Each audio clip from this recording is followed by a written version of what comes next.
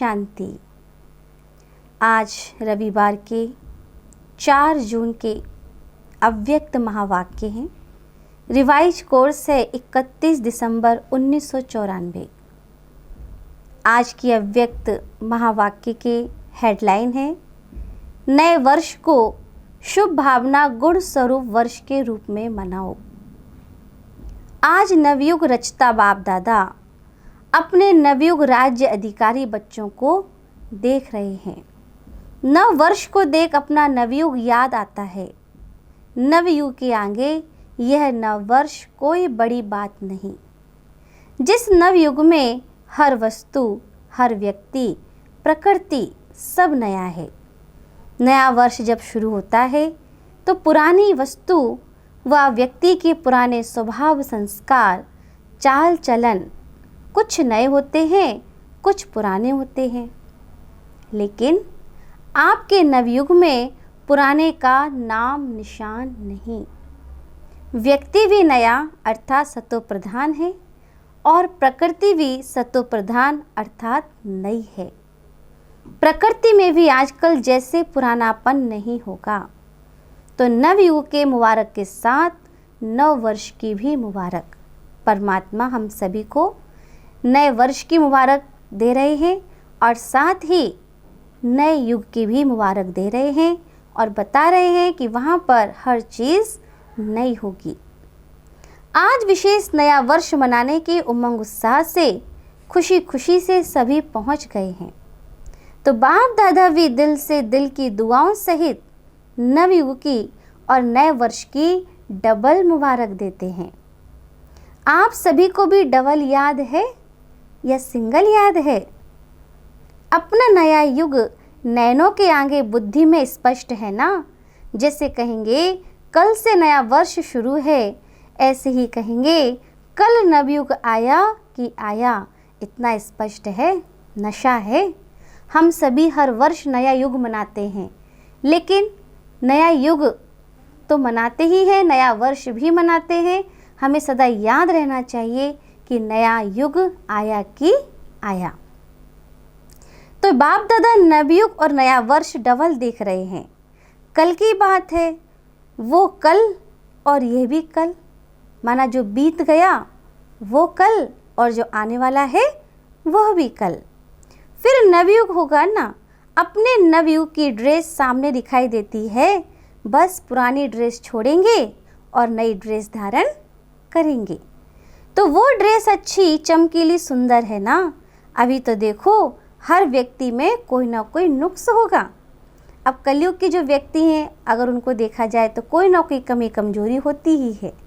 लेकिन यदि नए युग के व्यक्तियों को देखा जाए तो उनमें संपन्नता और संपूर्णता होगी। यहाँ पर तो देखो तो कोई की नाक टेढ़ी होगी तो किसी की आंख टेढ़ी होगी, किसी के होठ ऐसे होंगे।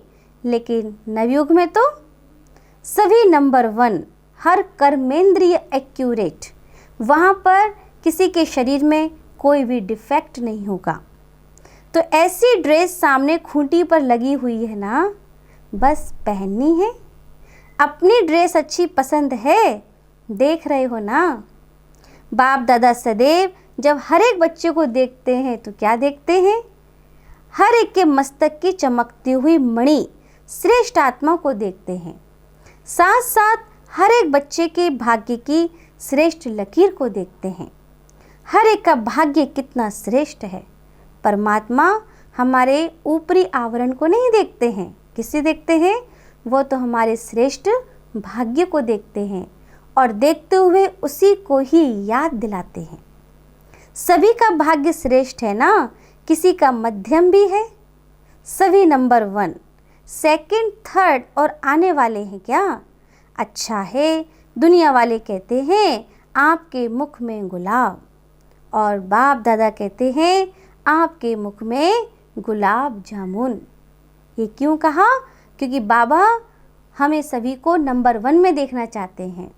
और हमने भी कहा जी बाबा हम ज़रूर आएंगे।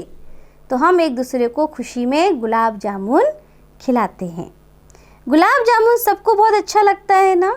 गुलाब जामुन या मिठाई खाने के लिए बाप दादा ने हर गुरुवार का भोग रखा हुआ है। भोग में बहुत अच्छा लगता है। भोग खुद भी खाते हैं और बाप दादा को भी स्वीकार कराते हैं। घर में बनाए नहीं बनाए, लेकिन गुरुवार को तो मीठा मिलेगा ना।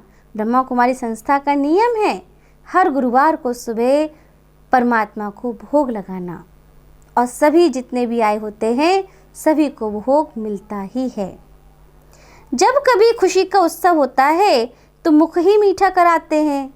मीठा मुख अर्थात मीठा मुखड़ा। मुख मीठा तो सब करते हैं, लेकिन आप सबका भी मुख भी मीठा है और आपका चेहरा भी मीठा है। यह थोड़ा थोड़ा कड़वा भी है। अगर एक लकीर भी कड़वे की हो तो आज वर्ष को विदाई देने के साथ साथ इस थोड़े से कड़वेपन को भी विदाई दे देना।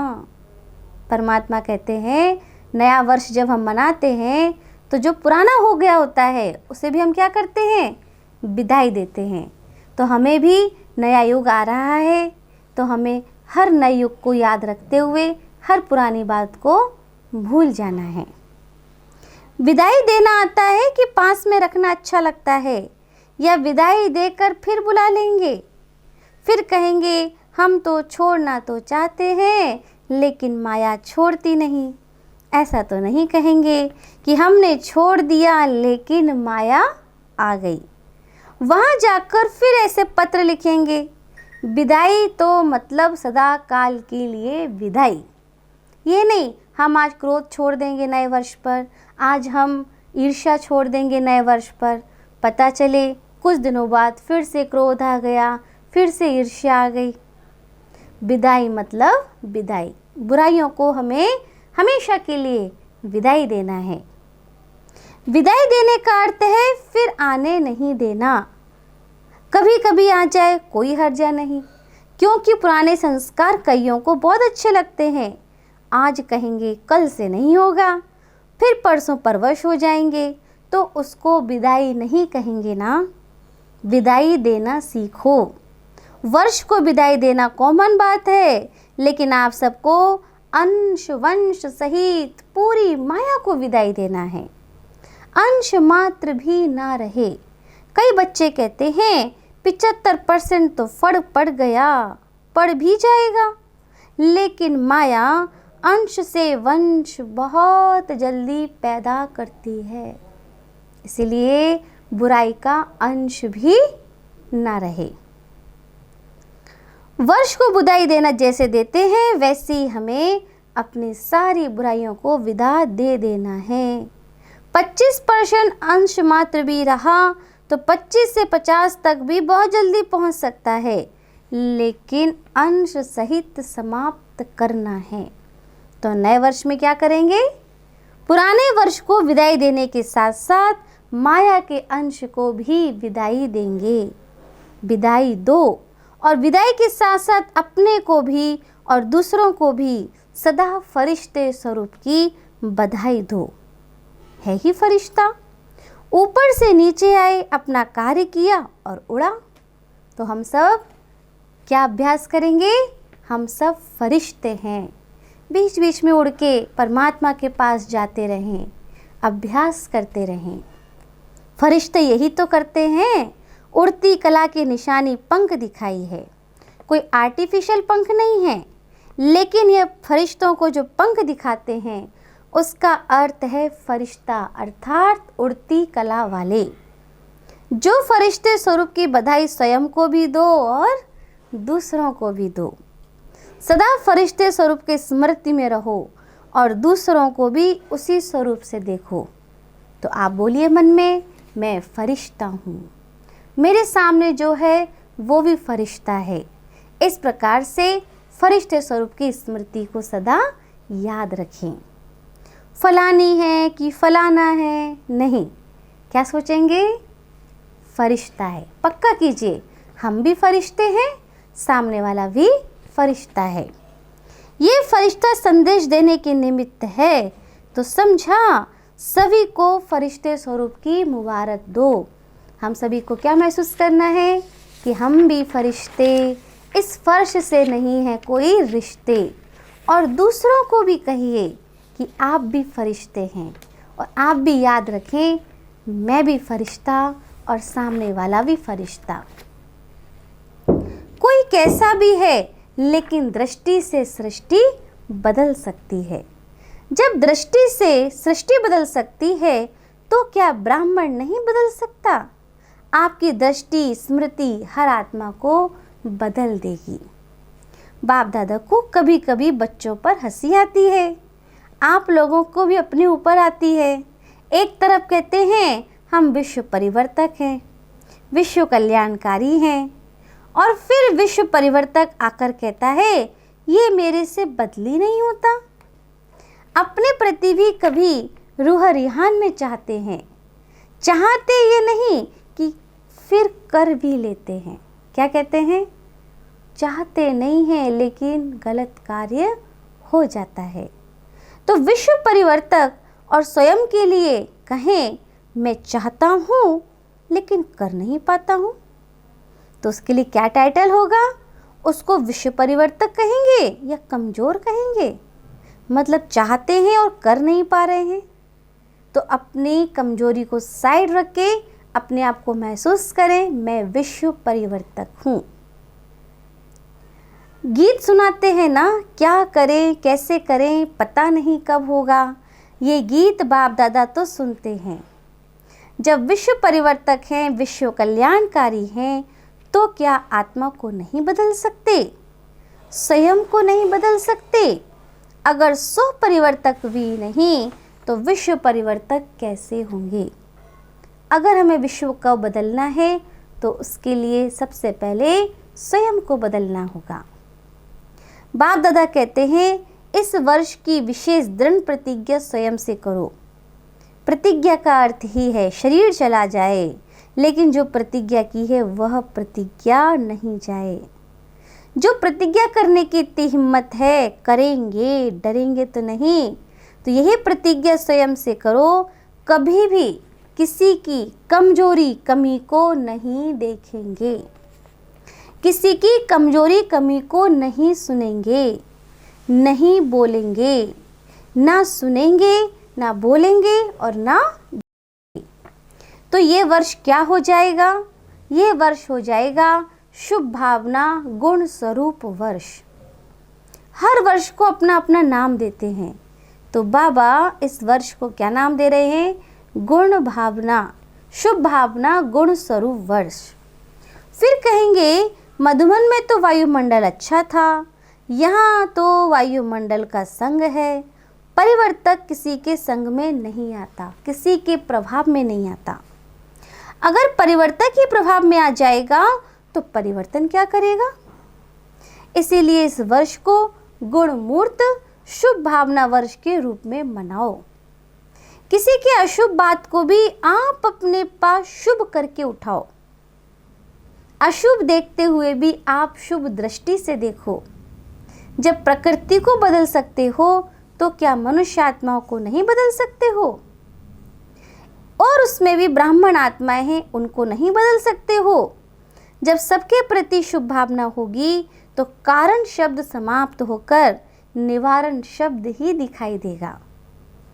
इस कारण से यह हुआ, इस कारण ये हुआ नहीं, कारण को निवारण में परिवर्तन करो। हिम्मत है? अच्छा, बाप दादा जब टीवी खोलते हैं बड़ा मज़ा आता है। ये कलयुगी टीवी नहीं देखते। क्या देखते होंगे बाप दादा टीवी में? हम ब्राह्मण आत्माओं को टीवी में देखते हैं। ऐसे नहीं आप लोग वह टीवी खोल लो, ऐसे नहीं करना। तो जब बच्चों का खेल देखते हो तो बहुत मज़ा आता है। मिक्की माउस का खेल तो करते हो ना, थोड़े टाइम के लिए कोई शेर बन जाता है तो कोई कुत्ता बन जाता है। जिस समय क्रोध करते हो उस समय क्या हो? जिस समय किससे डिस्कस करते हो उसके ऊपर वार करते जाते हो, सिद्ध करते जाते हो, तो उस समय क्या हो? मिक्की माउस बन जाते हो। तो इस वर्ष मिक्की माउस नहीं बनना। क्या बनना? ना क्रोध करना, ना जिद्द करना, ना सिद्ध करना। क्या करना? परिवर्तन करना। तो क्या बन जाएंगे? फरिश्ता। मिक्की माउस का खेल बहुत किया। तो ये वर्ष ऐसे शक्तिशाली वर्ष मनाना, क्योंकि समीप तो लाना ही है समय को, और समय के समीप जाना भी है। ड्रामानुसार आना तो है ही, लेकिन समय को समीप लाने वाले कौन? आप हो ना, हम भी हैं, आप भी हैं। दूसरी विशेषता इस वर्ष में क्या करेंगे?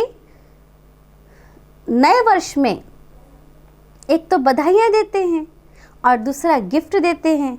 तो इस नए वर्ष में सदैव हर एक को जो भी जब भी संबंध संपर्क में आए, चाहे ब्राह्मण परिवार चाहे और आत्माएं हों, उन सबको एक तो मधुर बोल की गिफ्ट दो, स्नेह की बोल की गिफ्ट दो, सदैव कोई ना कोई गुण की शक्ति की सौगात दो।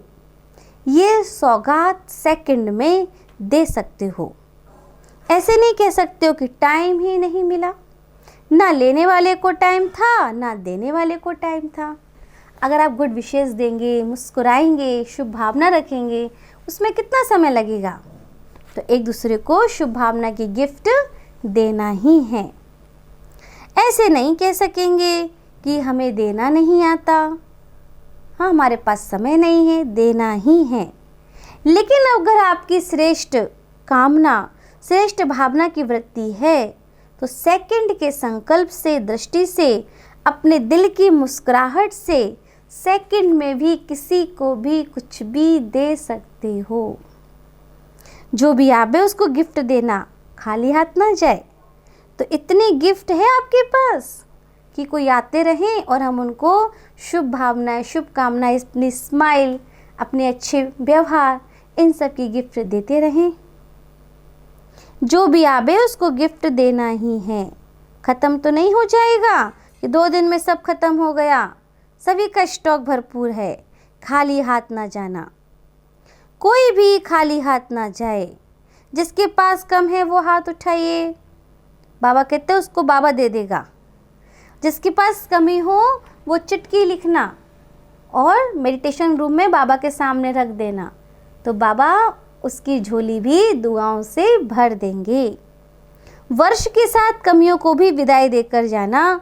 ऐसे नहीं कि सिर्फ एक ही दिन गिफ्ट देना है। बाबा ने कहा हमें तो हर पल गिफ्ट देना है।